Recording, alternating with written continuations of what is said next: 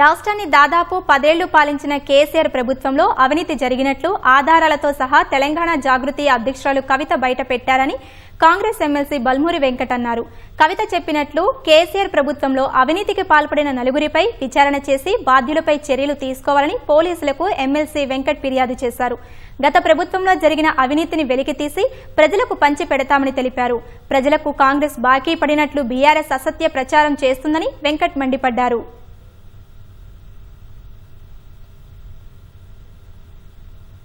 కల్వకుంట్ల కవిత ఎవరైతే ప్రభుత్వంలో స్వయంగా ఆ కుటుంబంలో ప్రభుత్వంలో భాగస్వామ్యమైన వ్యక్తి అడ్డగోలుగా కేసీఆర్ గారికి తెలియకుండా ఈ నలుగురు రాబందుల లెక్క తెలంగాణ సంపదని దోచుకున్నారని చెప్పి కొన్ని ఎవిడెన్సెస్ తో సహా వారు మాట్లాడడం జరిగింది. వాటన్నిటిపైన కూడా ఎంక్వైరీ చేసి కఠినమైన చర్యలు తీసి కంప్లైంట్ ఇవ్వడం జరిగింది. గౌరవ ముఖ్యమంత్రి గారికి కూడా విజ్ఞప్తి చేస్తున్నా, ముఖ్యమంత్రి గారు సమయం కూడా అడగడం జరిగింది. వారిని కూడా కలిసి వారికి కూడా రిప్రజెంటేషన్ ఇచ్చి విచారణ జరిపించవలసిందిగా విజ్ఞప్తి చేస్తున్నారు.